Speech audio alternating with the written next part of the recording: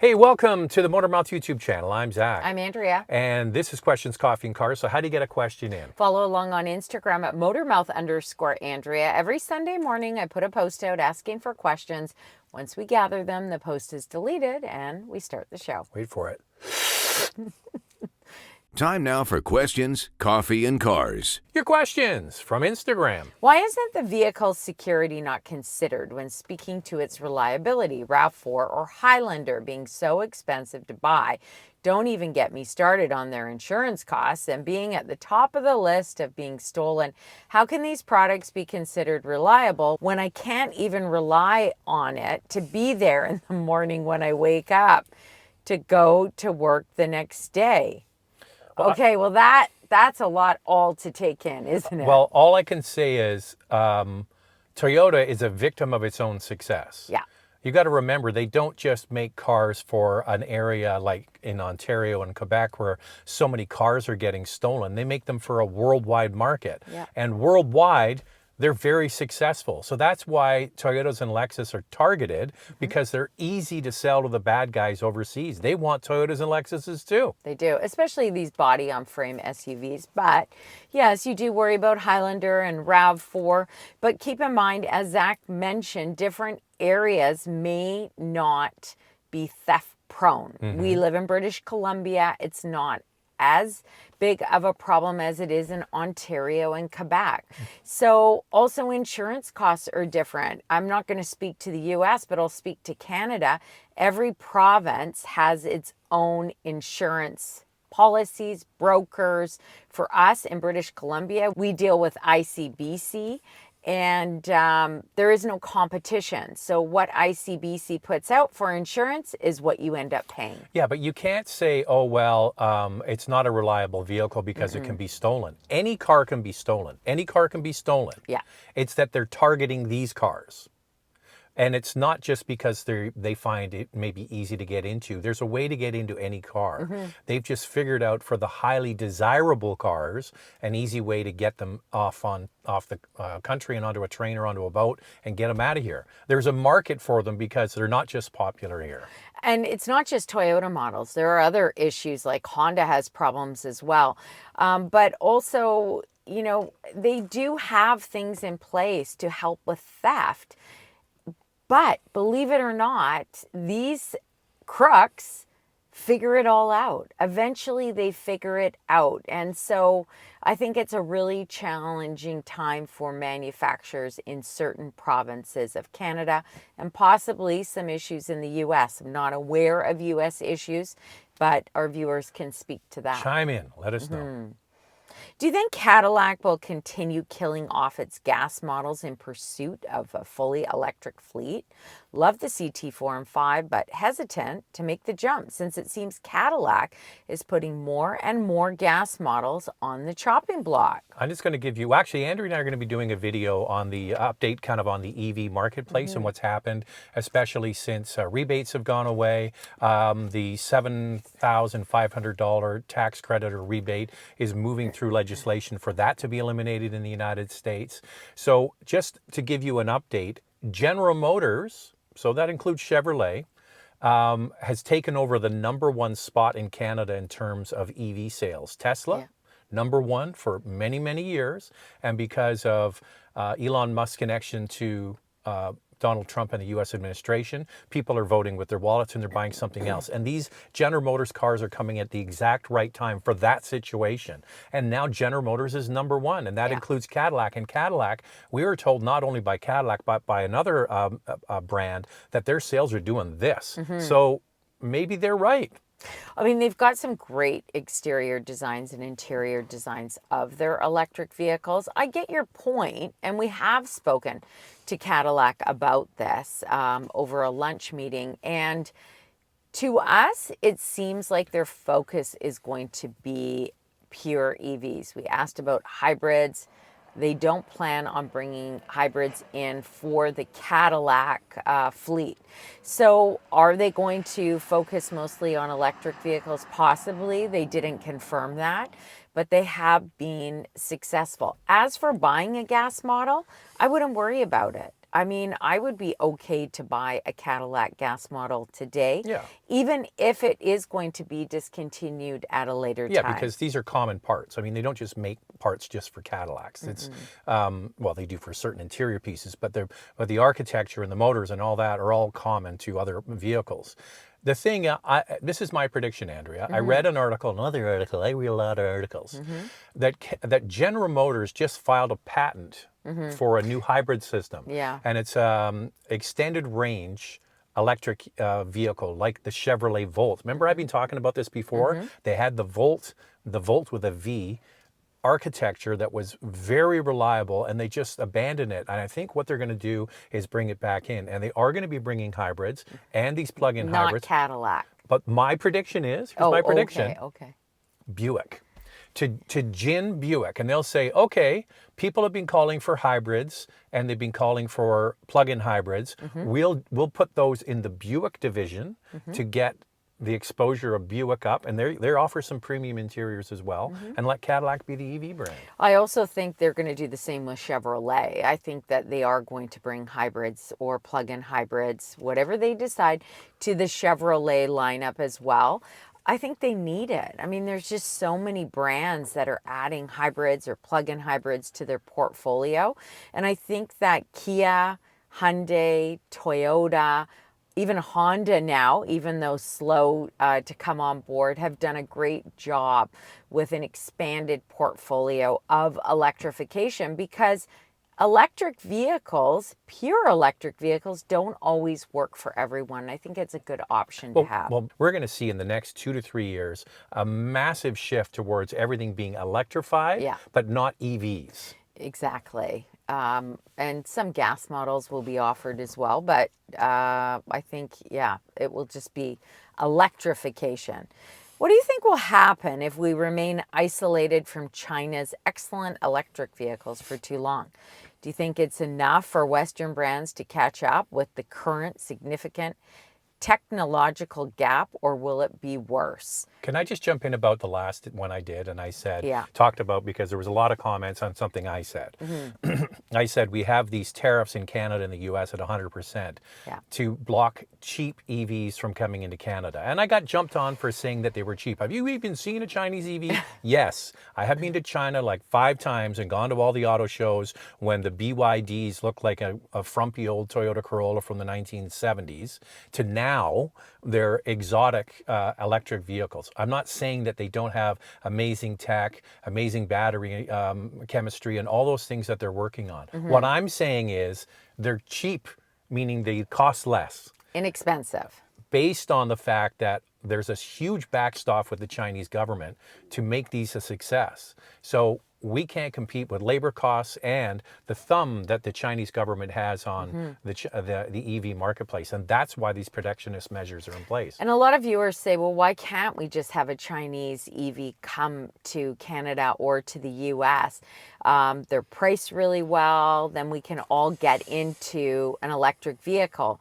But you always have to remember that there are other brands at play here. You've got Chevrolet, you have Toyota, and they're producing electric vehicles. And if you allow the Chinese brands to come in and cut the price of those, it's challenging. Like, you have to remember, we pay more for minimum wage. I'm not saying that workers at plants are getting minimum wage.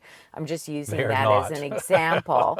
But we pay more. And the costs are associated with that, of course. And there's other factors. So I don't know what the future will hold, but for sure at this time, with 100% tariffs in North America on Chinese vehicles, it will be tough. Another viewer said, well, what if they came in and they were priced the same, but we just have that option? Sure, we see that with VinFast. So the question is, would you buy a BYD model, or would you buy a Chevrolet or a Toyota electric vehicle instead? That, I think that's a great question to put out to you guys to see, do you want a brand that's been around in the North American market, or are you happy to jump on a Chinese electric vehicle around the same price? We were just in Korea with Kia for a new EV you're going to see here in a few weeks. Can't tell you what it is, top secret.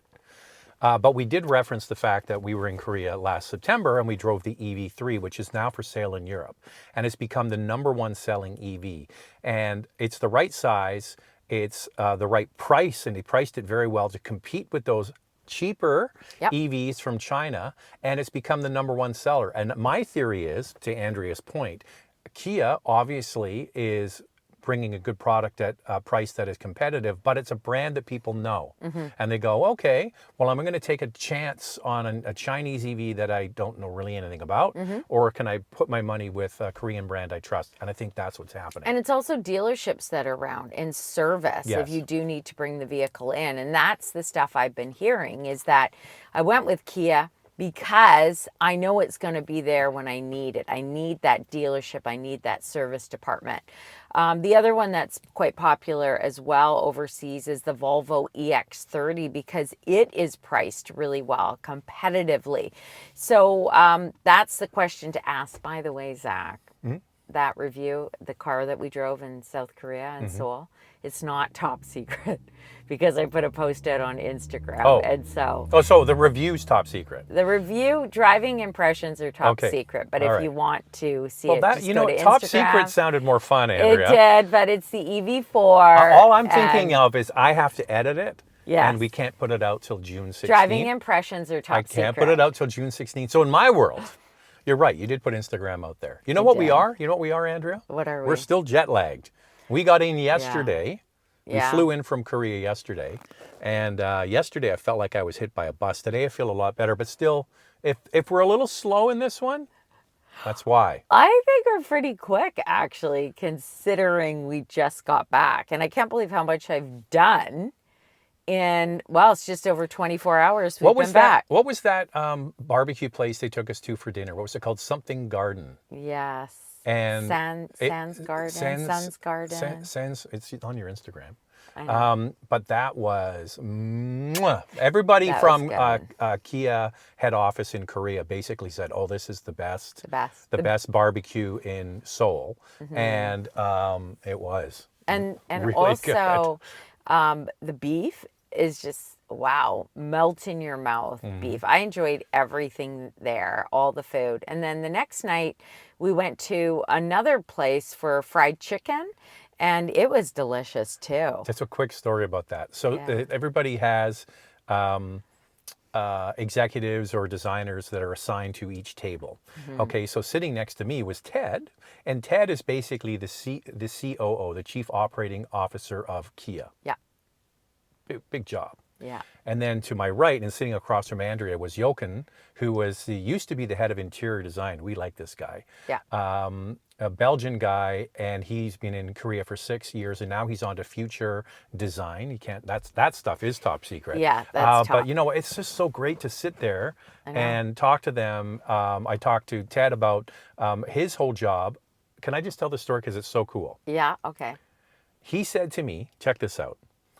They get the sales report of every car from every country every day. So when a car is sold in Canada or South America or Africa, they get a list of all the cars sold in every country every day. Yep. And I said, wow, that's great. He goes, we go through it because he says we have to adjust the factories. We need to make more of this, less of that. Yep. Isn't that a crazy job? It's a crazy job. We also spoke to Ted and some other executives about tariffs. And it's the same story. They have the same story as other manufacturers. We're not going to be reactive to the market. We're going to see how it goes. And if we need to make adjustments, we'll make adjustments because many of their EVs are made in South Korea. So I thought that was telling. Jochen is such a great guy. I mean, to be able to talk to him about design and inspiration, what inspires him in design. And we talked about piano black. Piano and by black. the way, the EV4 has no piano black in it. It's top secret, And Andrea. It's top secret. I was like, oh gosh, why are we still doing piano black? And he agreed. Yeah. He said he has been pushing to eliminate piano black completely. And if he has his way, You won't see it in a Kia. Well, when you watch the video, now it's out. Andrew's spoiled it, really. It's June 16th. The interior 16th. is all matte. It's Yeah. got so there's a brushed sort of aluminum. Everything is matte. It looks fantastic. It's all on Instagram. Just got my first EV, the Equinox, partially thanks to you. Why do you think electric vehicles get such a strong negative response? I understand people who think it wouldn't work for them or they don't like the idea of them, but people can be downright nasty about you having an EV. Well, I think it depends on the brand for sure. Obviously, Tesla in Canada is getting a bad rap lately because of the whole political scene. But I think that some people feel that people who own electric vehicles are very strong in their feelings. And electric vehicles don't work for everyone. And some like hybrids and plug-in hybrids, and some still like gas models. I also feel that when it comes to mining batteries, they're not necessarily environmentally friendly. And so I think that there's mixed messages with that. But overall, if you buy an electric vehicle and over a longer period of time, if you're keeping a gas model, they do even out environmentally wise. One of the problems, there's a couple of problems here. I'll touch on Andrea's in a moment. The issue a lot of people have is that we are being forced to move towards electric vehicles. And there's a lot of people that just were like, no, I want choices. I want to be able to decide. I don't like my government, your government, their government, from telling people what kind of car they're going to have to drive in the future. There's part of that. And there's some people who own electric vehicles. It's a real virtue signaling kind of thing. I drive an EV. We're in this neighborhood here, and these houses are 20,000 square feet, not our neighborhood, multi-million dollar homes, and they drive an electric car. Like, they're not saving the world. They're not, but they drive an electric car. So it's just one of those, it's a very complicated subject for some people.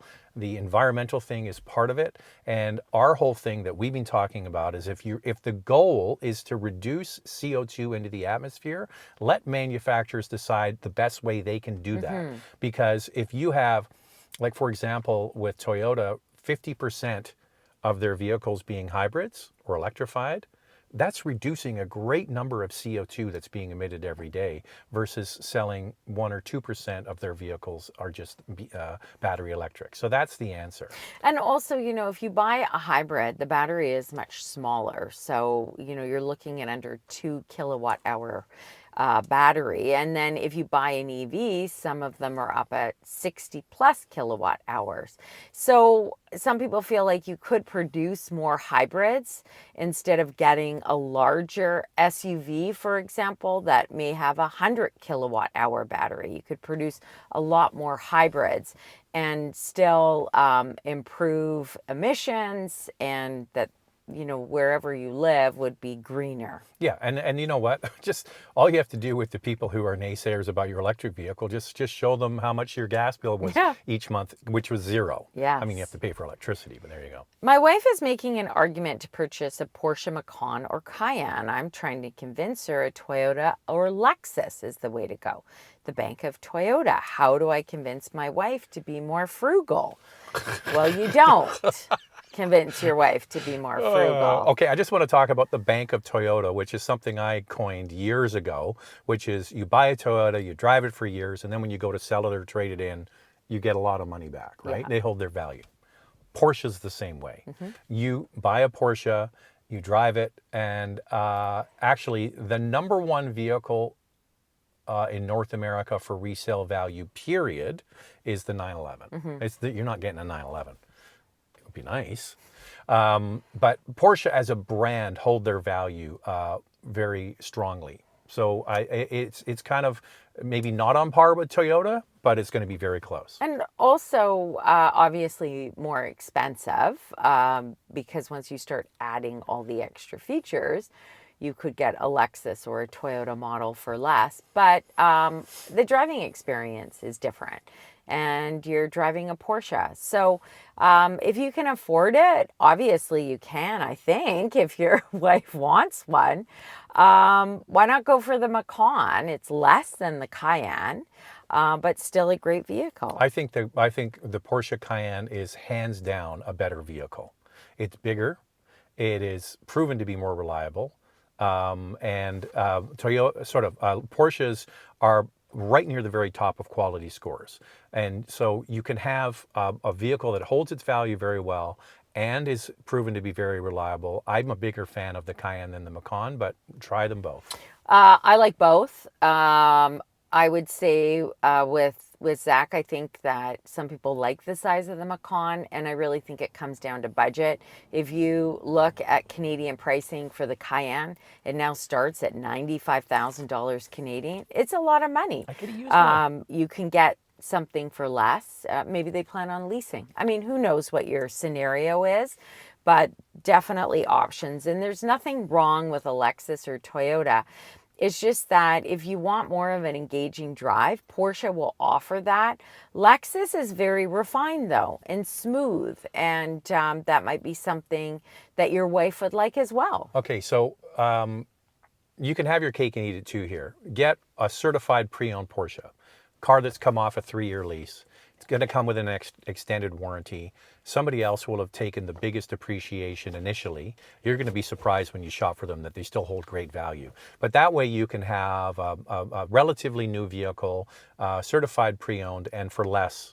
Not as cheap as a Lexus though. Yeah, and double check that warranty before you buy the vehicle. Don't think that it covers everything. It depends from brand to brand. But check it out. I bought an EV in 2020, drove 60,000 kilometers with great results, and want to upgrade. However, I've noticed the Canadian EV market has deteriorated. Higher prices, fewer rebates, and double the depreciation of ICE vehicles.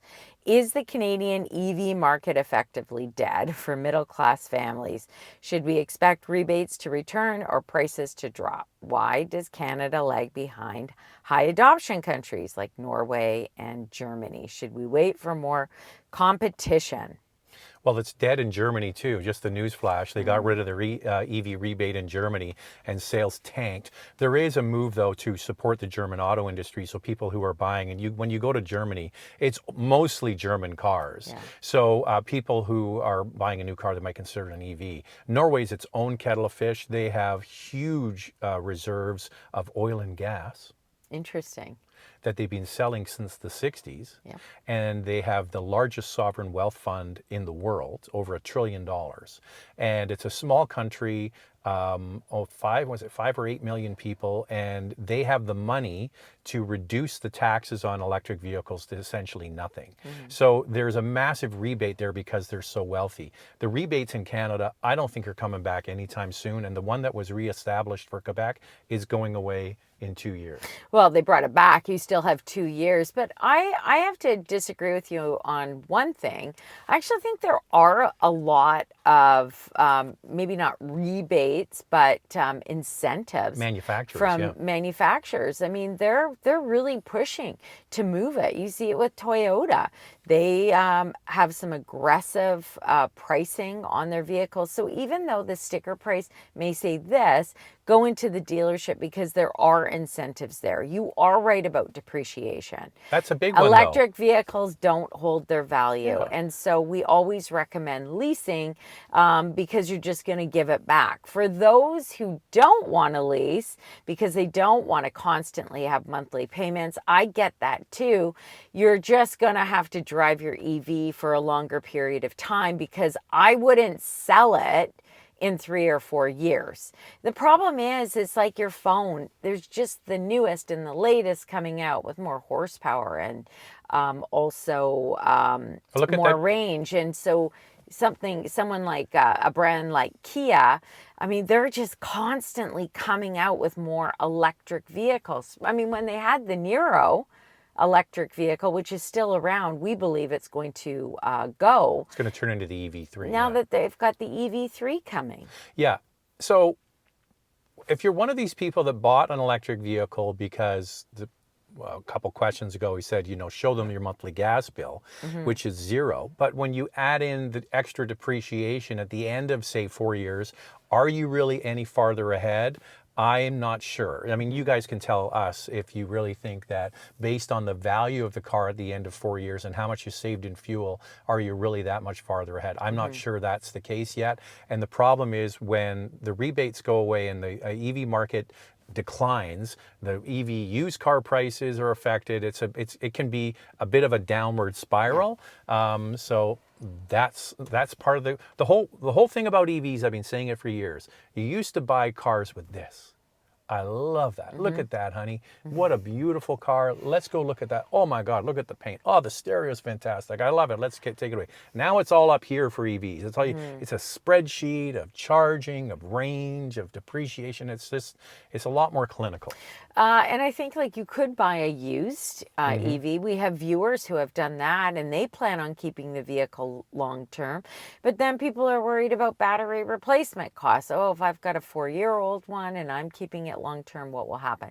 So there's a lot of things at play that people aren't 100% sure of. And at this time, it just seems like leasing is the best option if you're concerned about depreciation or reliability or battery replacement costs. All right. So how do you get a question in? Follow along on Instagram at motormouth_Andrea. Every Sunday morning, I put a post out asking for questions. It's not up for very long, so get your questions in. Once we gather them, the post is deleted. And we start the show. All right. We'll see you next time. Thanks for watching.